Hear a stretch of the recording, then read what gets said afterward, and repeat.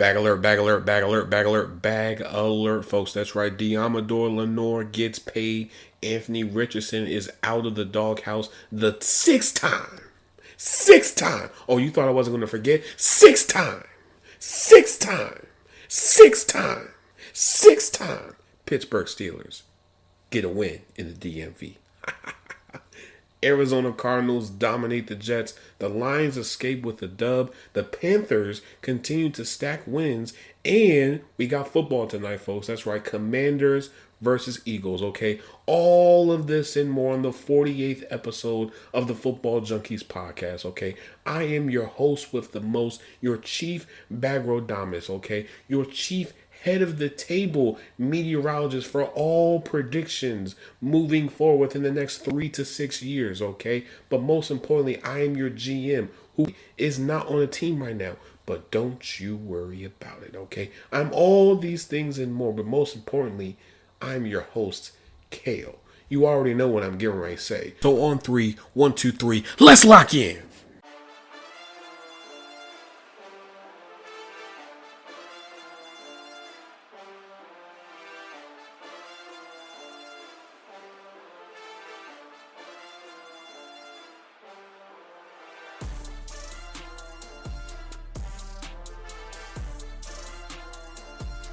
All right, folks, let's get into the meats and potatoes of everything that is going on in the league right now. So we always start off with the bag alert, so let's just get into it, okay? So Deommodore Lenoir, corner for the 49ers, inked a 5-year, $92 million deal. He'll be making $18.4 million a year, okay? Now, when you look at his stats from last year, 86 tackles, 3 picks, and only allowed 1 touchdown. Now, when we look at this here, Deommodore Lenoir is a slot corner who, is a gambler. Sometimes he'll make the big play, and sometimes he'll miss on the big play. But all in all, he is a solid corner. Now, coming into the season, he was looking for a new deal. And, with all the big media hype about, Trent Williams and Brandon Ayuk, his sort of slipped under the radar simply because he didn't want to make it into, a big production. And all in all, it paid off and he got paid. Now, when we look at this, slot corners are becoming more important to a lot of defenses, not only because it adds a blitzing option with it, because you can blitz them and whatnot, but we are seeing now that a lot of times you have these really good slot corners who can hold their own with some of the best receivers when they are lined up in the slot. And so all in all, it's a great situation. Now, I haven't really seen the inner workings of the deal, so I don't really know exactly how they structure the deal, but all in all, it shouldn't be something that's going to be, a big pressing issue moving forward. Now, the only question that I do have, though, is what are they going to do with Charvarius Ward moving forward? Because he is supposed to be a free agent after this season. So 49ers, yes, they take care of their players, but after this season, they have a lot of major decisions that they are going to have to make moving forward. But let's get into some other things, okay? So Anthony Richardson is once again the starting quarterback for the Colts. After 2 games with Joe Flacco, they have finally decided to make the decision to give Anthony Richardson another chance. And quite frankly, it was very much needed, okay? Because when we look at these stats, in the 2 games that Joe Flacco started, right? Their matchup against the Vikings, in which they lost. Joe Flacco was 16 for 27, 179 passing yards, 1 pick, 6.6 yards per attempt, and a 59.3 completion percentage, okay? Now, when they went up against the Bills, 26 for 35, 272 passing yards, 2 touchdowns, 3 interceptions, 7.8 yards per attempt, and a 74.3 completion percentage. Now, when we look at this, yes, it did cause a lot of, controversy, throughout the media and probably within the locker room, but the Colts basically put Anthony Richardson on ice for 2 games. And, within that stretch, they lost both of those games. And, they probably realized, like, hey, Anthony Richardson is probably going to be our best bet of winning. Because let's be real here, folks. The Colts are not out of, going to the playoffs. They're not. They're right there. All they have to do is just get on a hot streak and start winning games. That's all they have to do because as of right now, division is open. Okay, it's open for anybody. It's not, this team has the division, on lock, or it's between these two teams. No, the division is for anybody at this point. And so as of right now, if the Colts want to, make somewhat of a playoff run, they have to start winning games.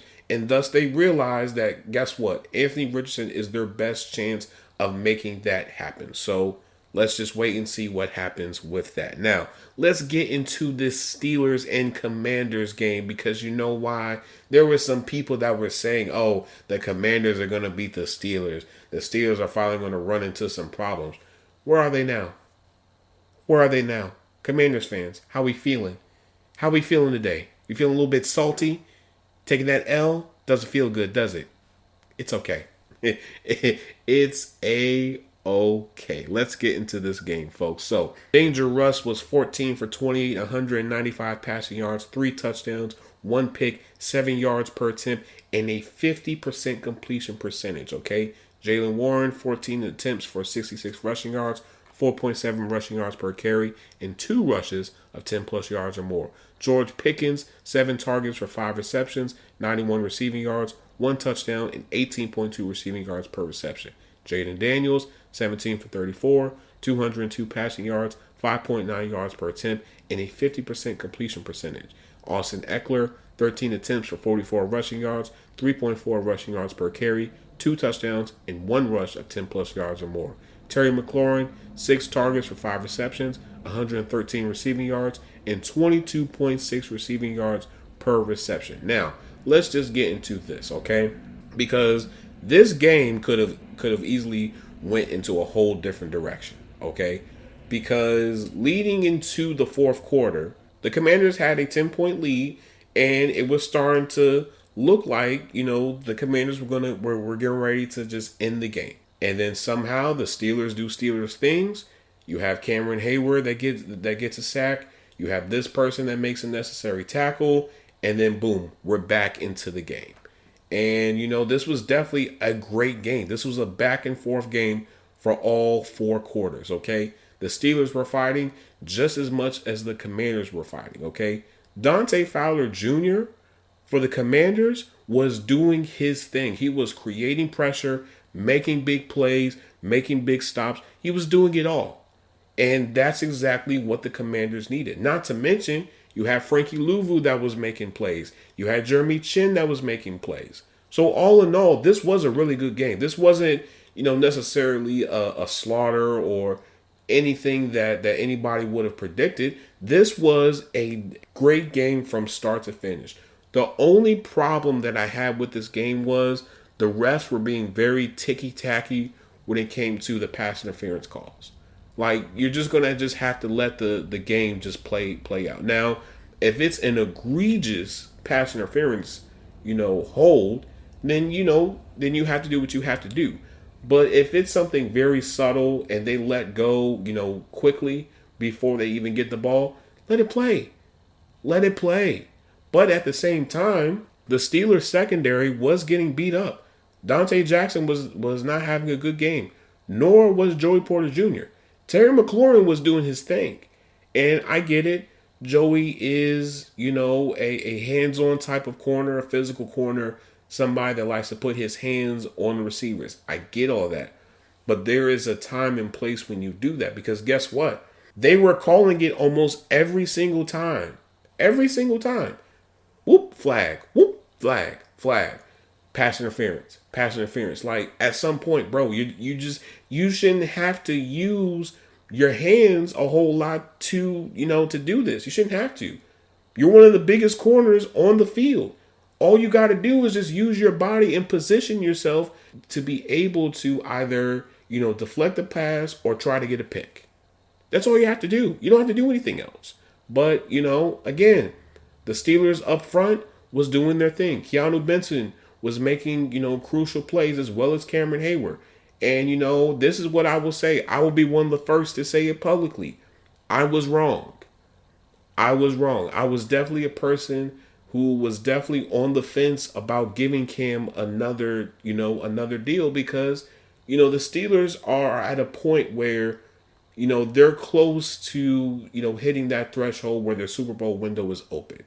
And we see a lot of times where when you do not play, but when you do pay the veteran, player on a team a whole lot of money, a lot of times that contract does not, age well.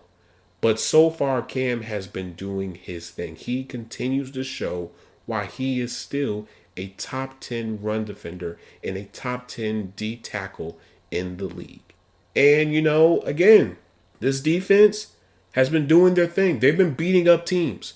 Jaden Daniels wasn't running, out of the pocket a whole lot. They made sure that they were going to try to contain him as much as possible, and it worked. It worked like a charm. Now, when we move over to the Steelers offense, they were starting to, get some motion. George Pickens was making miraculous plays. Pat Freiermuth was making plays. Everybody was making plays. But then they're starting to hit a point where Najee was starting to be a little bit stagnant in the run, and the Commanders were stopping it. And so, guess what the Steelers do? Get Jaylen Warren, put him in, bam, first down. Big play, big play, big play, big play. So, all in all, it was a back and forth game. It really was. And, this is what I will say for all the Commanders fans that are probably upset about their rookie D tackle, going off sides. He's a rookie.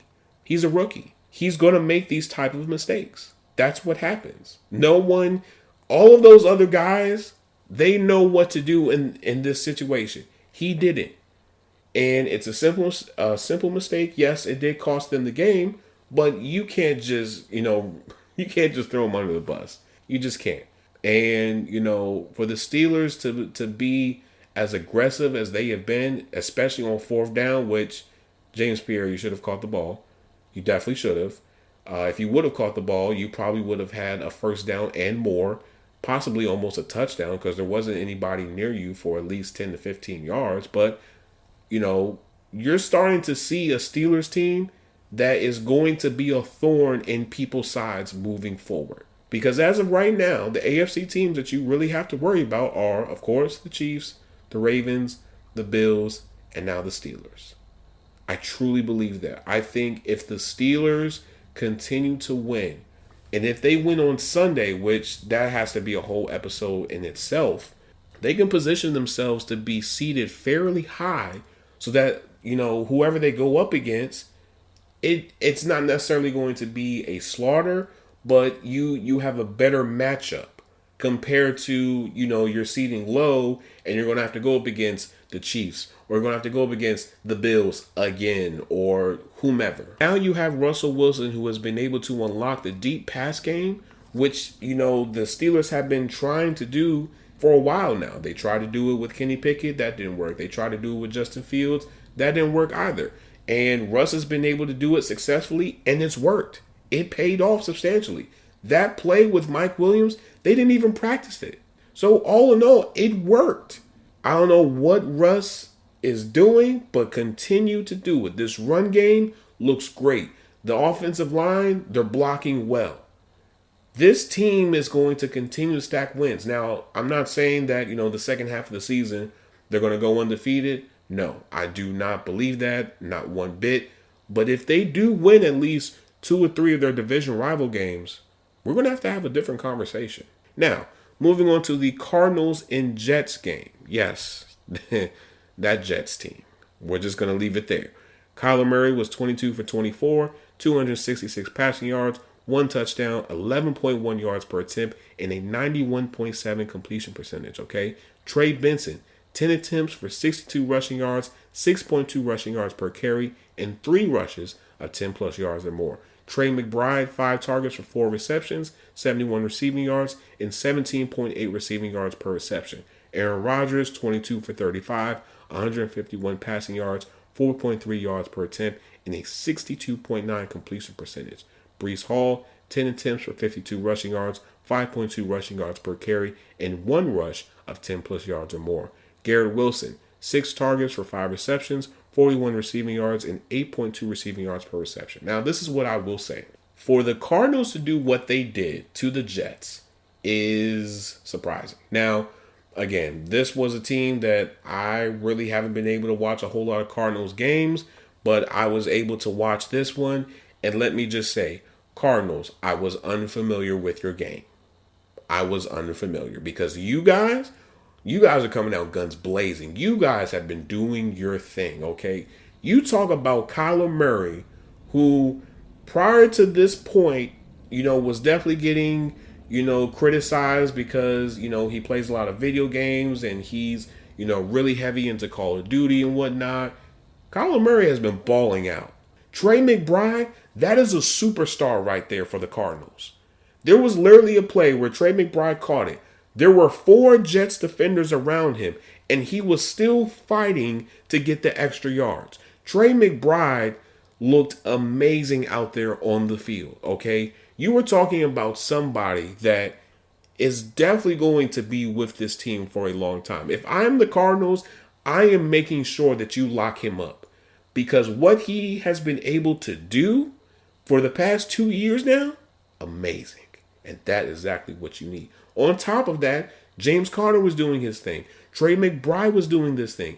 The offense was going on all cylinders, and the Jets weren't able to do it. Not to mention, this Jets defense, I don't know what it is. None of them look like they really wanted to tackle. Now, granted, outside of that one play where Quincy Williams, cracked Kyler Murray, this Jets defense was not looking good. It just wasn't. I don't know what it is, but it just seems like the life has just been sucked out of this team. And Sauce don't even look the same. Sauce does not look good. I'm sorry. We have to ring the red flag, the red bell. We have to ring something because this Jets team does not look good. And you cannot say that this Jets team does not have talent. This Jets team is struggling. This Jets team needs, a fire put under them. They need some juice injected to them. They need something because if they don't, this ship is going to continue to sink more and more into the water. And Aaron Rodgers, he hasn't been looking good either. He was supposed to be, doing his thing now that they have Devontae Adams and, the Cardinals defense was holding up their own as well. Buda Baker was creating pressure. The pass rushers were creating pressure. They were able to, go toe-to-toe with Devontae Adams and Garrett Wilson. They were able to do a lot.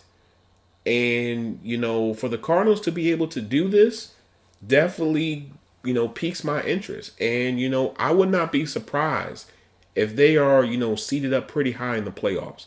That Cardinals team, if they went up against the 49ers in the playoffs, I would probably put some money on the Cardinals. Simply because this team right now is the best in their division. That offense is running on all cylinders. Kyler Murray is looking the best that he has ever been so far. You pair him with Marvin Harrison Jr. and Trey McBride and James Conner and company, they are doing their thing.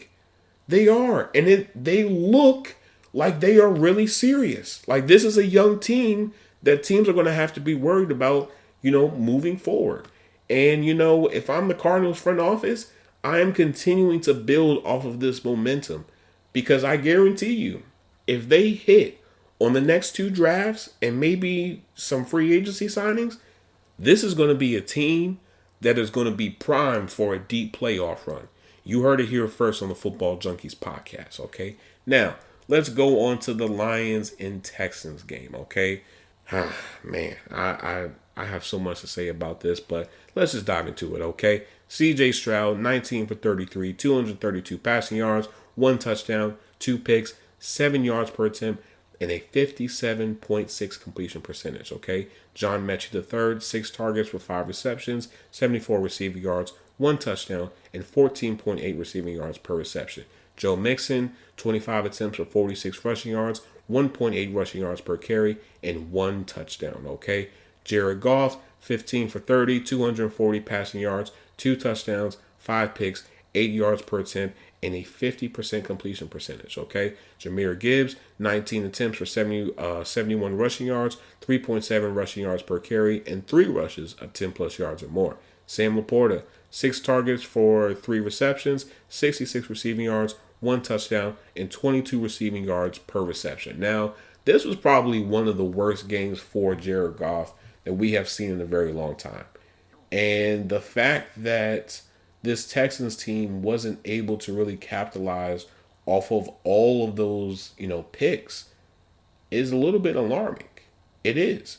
Now, I'm not saying that every single one of them needed to be a pick six, but if you convert at least 3 of those interceptions into touchdowns, that puts you in a fairly comfortable place. For them not to be able to do it definitely says a lot, but I think the bigger pressing issue I think that definitely needs to be talked about is CJ Stroud has significantly regressed. And I don't know what it is. I don't know if that's a coaching thing. I don't know if it's because of the offensive line. I don't know what it is, but he has significantly regressed, and it's starting to be a big problem.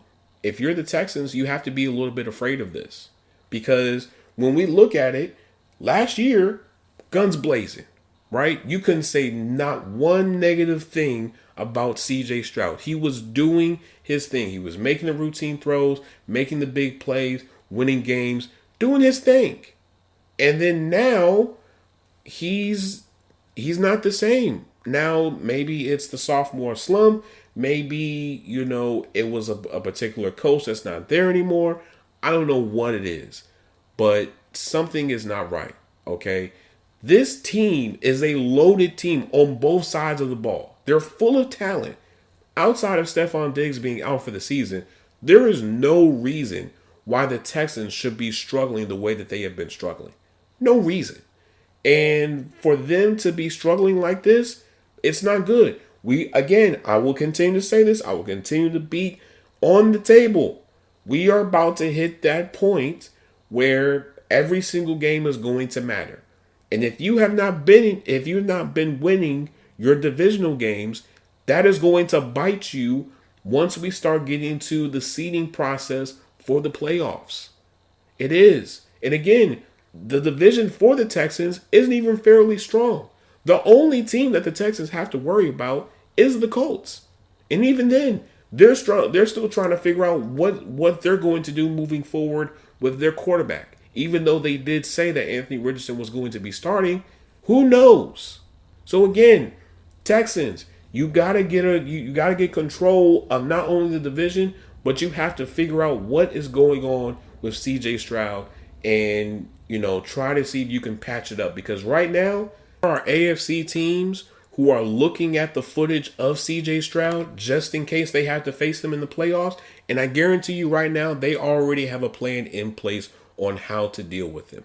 Now, I will say this, and I will give him a little bit of leniency. Their offensive line this year has not been that good. It hasn't. And, I would have thought, leading into the trade deadline that they would have tried to make a few trades just to bolster up the offensive line a little bit more, because outside of Laremy Tunzel, a fairly good job. Everybody else is a little bit shaky. And right now, they have to be able to protect their quarterback.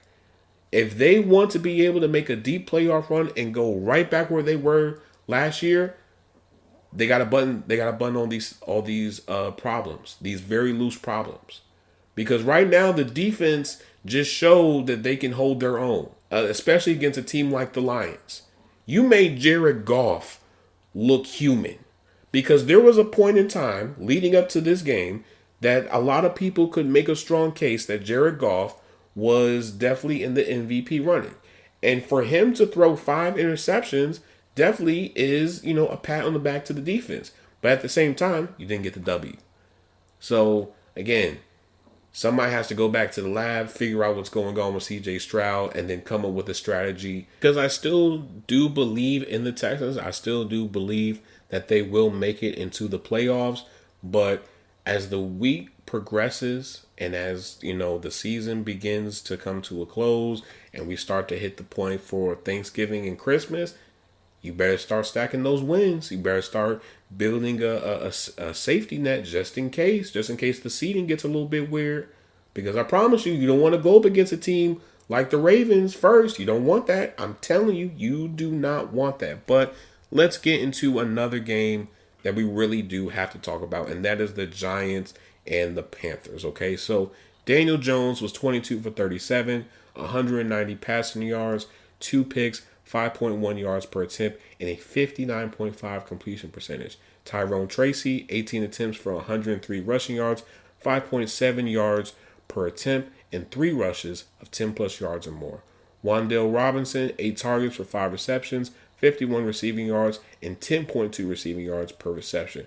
Bryce Young, 15 for 25, 126 passing yards, 1 touchdown, 5 yards per attempt, and a 60% completion percentage. Chuba Hubbard, 28 attempts for 153 rushing yards, 5.5 yards per attempt, and 4 rushes of 10 plus yards or more. Jalen Coker, 8 targets for 3 receptions, 41 receiving yards, and 13.7 receiving yards per reception. Now, this is what I will say. This game solely featured the run game. The run game was very effective on both sides of the ball, and both teams relied on it heavy, okay? Tyrone Tracy was doing his thing. Chuba Hubbard was doing his thing. And for a point in time, I definitely thought that Tyrone Tracy was going to seal the game, but unfortunately, they took him out, and then everything else happened the way that it happened, and then the Panthers get the W. But this is what I will say. And, I haven't really talked about the draft, and I probably should talk about the draft, fairly soon. But, if I'm the Giants, I am tanking for next year. I am. Daniel Jones is not the answer. Daniel Jones is not the long-term future, and it's time for a change. Okay? I understand that Joe Shane was trying to give Daniel Jones a chance and try to, reason with the contract that he gave him. But as of right now, that contract is horrible. Daniel Jones looks horrible. This offense looks lackluster. Okay? If you bring in someone like a Shador Sanders into this offense, or a Cam Ward, this offense is going to go through the roof. You pair that with another receiver in free agency, this offense will look either average to above average, which is all they really need. This Giants team is not that bad like what people think it is. It really isn't. They have their foundations in the defense. Dexter Lawrence, Kayvon Thibodeau, and Brian Burns. Now they have to figure out what they're going to do with the offense, which, again, Brian Dable wanted a quarterback. He was obsessed with Jaden Daniels. He was. He wanted Jaden Daniels. But Joe Shane wanted to go in a different direction, and, the rest is history. Now, that's not a slight to Malik Neighbors at all, because Malik Neighbors has definitely been balling when he is available. But the fact of the matter is, everybody knows that Daniel Jones is not good.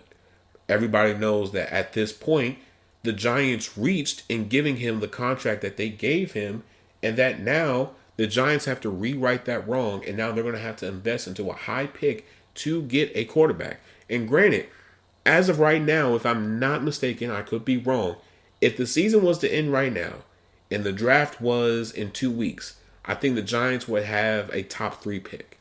So, again, it's time for the Giants to be serious about the quarterback position, and it's time for them to, really choose the future. Because right now, Daniel Jones isn't in it. He's not. And it's no slight to him. I understand he was battling with injuries and a variety of different things. But this just goes to show you of how much of an influence Saquon Barkley had on that offense, and how much it made Daniel Jones look a whole lot better. But I'm just going to leave it there, because if I don't, I'm going to go down a whole rabbit hole about it. So this is what I will say. If you guys don't know what I'm talking about, go on HBO Max and look at Hard Knocks for the Giants from start to finish. And then you will see exactly where I'm coming from, and you will understand exactly why I have the opinions that I have about the Giants moving forward. But we got football tonight, folks. So let's just go over the Commanders and Eagles fairly quickly. Okay, so these are just some junky nuggets that I found from NFL Pro. Shout out to them and their great, insights and information and whatnot. But since week 5, the Commanders have generated the third highest pressure rate. Okay. On top of that, since week 5, also, the Commanders have the 7th highest blitz rate at 36%. Now, this Commanders team, they're going to come at you. They are going to put pressure on you for 4 quarters nonstop, and it's going to come from different players in different directions. Now, when we look at the Eagles, right? Since the Eagles bye, Quinyon Mitchell has been targeted 13.9% of snaps and only allowed 0.6 yards per coverage. Quinyon Mitchell is a lockdown corner. That is the matchup that I am looking forward to seeing. Quinyon Mitchell versus Terry McLaurin. I cannot wait because I know it's going to be a great matchup. Okay, you have Terry McLaurin, who statistically speaking is having the best year of his career, going up against the rookie and Quinyon Mitchell. Cannot wait. Now, the Commanders are the only team who have multiple off-ball linebackers who have generated more than 10 pressures. Frankie Louvu has 16 pressures and Bobby Wagner has 13. Now, I will be the first to say, when Bobby Wagner signed with the Commanders, it sort of did, leave me a little bit questioned. But then when you look at things, you have to remember, Dan Quinn was the defensive coordinator for the Seahawks when they had the Legion of Boom. So, there's always a connection there. But so far, Bobby Wagner has been balling. Okay? Him and Frankie Louvu, balling. They have been able to constantly create pressure. Not to mention, we all know that Bobby Wagner is the tackling machine that he is. So, all in all, this is going to be great. This is going to be a great division rival matchup. Now, the Commanders are 3rd in points per game at 29, and the Eagles are 7th in points per game at 25.9. Now, the real question that I have is, who is going to want to run the ball more, and who's going to want to put it up in the air more? That is the question that I have, because again, you have two offenses who love to throw the ball as well as run the ball fairly well. Now, the only difference is the Eagles need to run the ball, right? The Commanders, they want to pass the ball. They want to put it up in the air. They want to give it to Noah Brown and Terry McLaurin. Now, the question is, who's going to want it more? Because this game is just as important for the Eagles as it is for the Commanders. Okay? The Commanders are coming off an L against the Steelers. The Eagles are coming off a W against the Cowboys. The Eagles need this because, again, you want to continue to build that safety blanket, which is continuing to win those division rival games. And if they beat the Commanders, this puts you in a really good place for the playoffs. So let's just all wait and see what happens. But I'm going to end this episode here. If you guys like what you are listening, please like, share, subscribe, interact with the episodes, download the episodes, leave a 5-star review, do whatever you want with these episodes, okay? As long as you are listening and you are sharing it and you are telling somebody else about the greatness that is the Football Junkies podcast, okay? Now, for my YouTube people, Football Junkies Pod, okay? Football Junkies Pod. You go on the YouTube, you go into the bio, and there is multiple links. There's links for the link tree as well as all the other places that you can listen and interact with Football Junkies content, okay? Whether that be the Instagram, TikTok, or anywhere you go to listen to the Football Junkies podcast. Now, for my Instagram people, Football_Junkies Pod, okay? Football_Junkies Pod. Junkies Pod is not what?